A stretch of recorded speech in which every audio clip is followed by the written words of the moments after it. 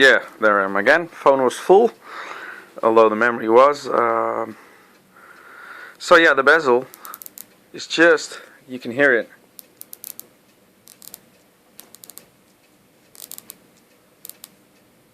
It's really, really good. Well, let's see if I can get it to shine. As soon as you take it into a darker spot, it just lights up. Now I know there's been some rumors to get the Pelagos in blue. I'm not really sure, man. It really just looks great. When you take it, when you really make it dark, you can see what the watch does. Oh, sorry, I have to keep it like this. It really comes alive, you know. And I've been thinking about putting it on a NATO strap, like a blue and black NATO strap. I can imagine wearing this on a sunny night on the beach. That as soon as the sun goes down, your watch comes alive. It's really nice, and it's people don't expect it because it's a no bling watch. It's an absolute no bling watch, and you know, I couldn't get a. I bought it. Well, I know I couldn't have got away with wearing Rolex. The scorn I'd have to endure on Facebook and from friends would just be ridiculous. And I think it's a very good alternative for the Seamaster by Omega. And I always wanted to be a bit different. So I wouldn't really buy a very well-known brand in the sense for the masses, and that's my only fear with this watch, is that it will be discovered by loads of other people, and they will start wearing it.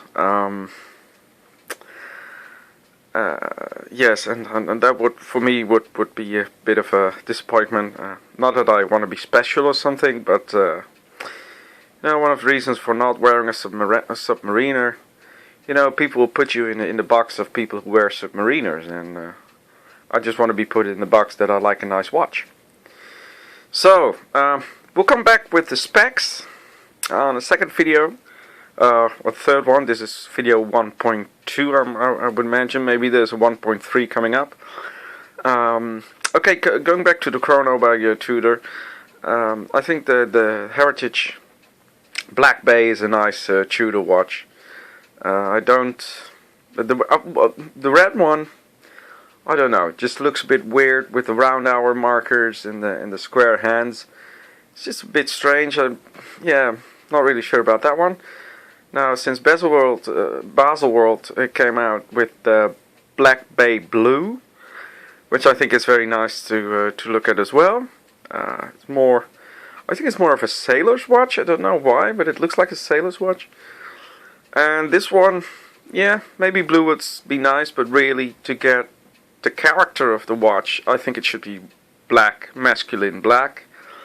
And yes, I'm really very, very happy with it.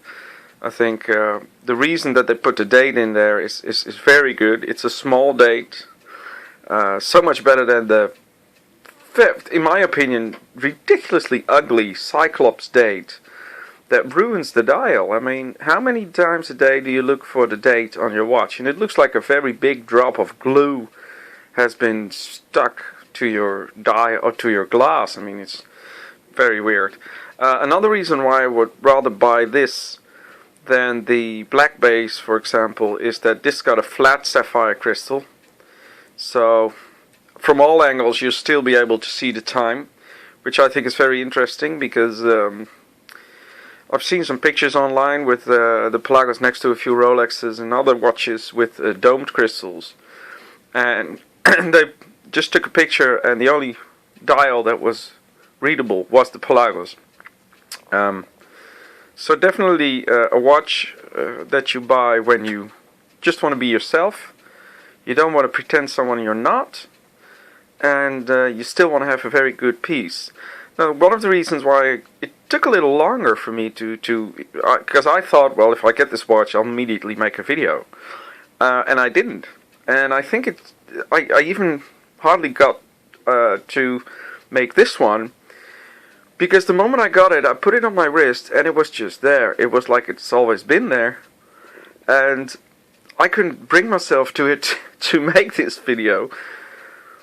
because the watch was perfect. It was on my wrist, and and now after 4 or 5 days, I start really looking again at the watch, what it does, how it's built, and get the same love I had when I first saw it. And the love hasn't been away, but it's just like we belonged together, and it was just on my wrist, and I didn't have anything to say about it, less than that was my watch. Which is a very strange thing I haven't noticed with other watches before. So, very good thing. It will remain its value. I don't really buy watches for its value or resale, because I'm not going to sell this. This is my beater. And I think if you buy a beater, don't buy one with a cluttered up dial with chronographs and all the shit on there. Just get a nice, decent, sturdy watch. Well, this is 500 meter water resistance, so certainly this will get me anywhere in the water that I want. And we'll see you for part 2. I think just give you some details here.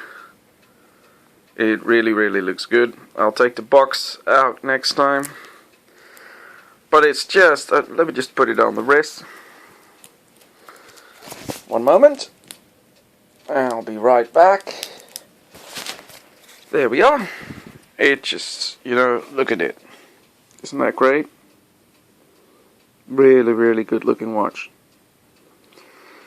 Okay guys, maybe it's going to be a video 1.3. See how that goes. Definitely a watch to check out, this one. It looks like the more sturdy of the Tudor watches. It looks more, just more solid.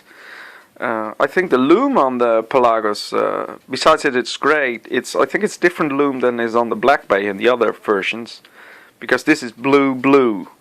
I mean, it doesn't get any more bluish than this. And drop me a line if you have any questions about the watch. Second video is coming up in a few days with all the technical aspects. We'll go a bit deeper into the movement, the materials used, and maybe I'll do a different video just with loom shots, just to see how good that works.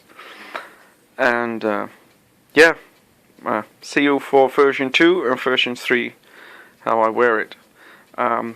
One thing for people saying, well, I don't like it because it's a Tudor and not a Rolex, or people wearing a Rolex going like, oh it's a baby Rolex, or it's if you don't have enough money. I think a true Rolex lover will be interested in this watch, because it's from the same company. Not the same company, but from the same buildings where they make these watches. So you'd be interested in, hey man, show it to me. How is it to wear a baby Rolex? And he might, before he goes, he might say, well, now save up for your first real Rolex or something as a joke. Fine. That would be a real Rolex aficionado. Somebody who says, well, you don't have enough money for a Rolex, you buy a Tudor. That is somebody who's a snob and just wears a Rolex because it's called a Rolex. So definitely, I got a lot of kudos with this watch. Not too many, because I don't want to have the bling. I don't want people to ask me what kind of watch I'm wearing, only if they're interested. And like I said online, I think one of the most important reasons for me to buy this instead of any other Omega or Rolex is if I go talk to someone about my watch, or get a conversation with somebody who likes watches as well, I would be able to talk about my watch to that guy, instead of that guy talking to my watch to me, about my watch to me. For example, if I go out with a Rolex and I go to somebody who wearing another one, he'll be able to tell me everything about my watch. So it's going to be a one-way conversation. And I really enjoy having all the sides to a story. And I don't like Pepsi, I like Coca-Cola, so I gotta go with Tudor. And I gotta stop saying anyway and but so enjoy this video, and more is coming up, and hope to see you next time, and just enjoy this. Bye bye.